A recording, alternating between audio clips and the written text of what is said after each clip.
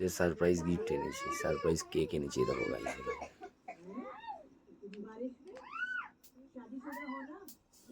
Surprise নিয়ে কিছু বলিনি, একটু পরে জাস্ট যাবো, যাই তারপরে সারপ্রাইজটা দেবো।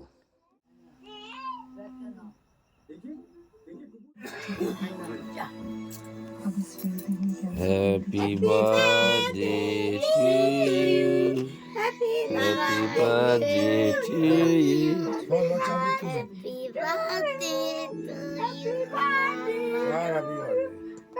Birthday happy birthday.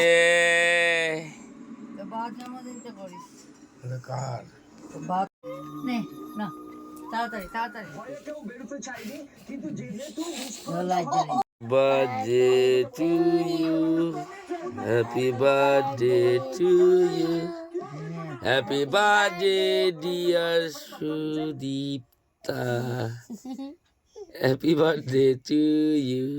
আর বলতে পারছি না। বিস্ফোরণের ঘটনা ঘটেছে সেটা ঠিক সন্ধ্যা 6:30 নাগাদ। এটা কিন্তু এখনো পর্যন্ত কোনো বোমা এবং বোমাগুলো না মাটিতে রাখা। আমি বন্ধ করে দিচ্ছি। কোনো প্রতিক্রিয়া সামনে এসেছে?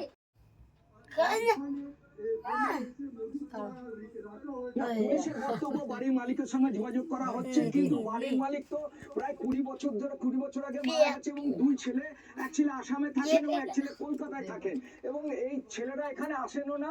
তাদের যে জমি আছে সেই জমি যারা করে তাদের সঙ্গে যোগাযোগ করছে।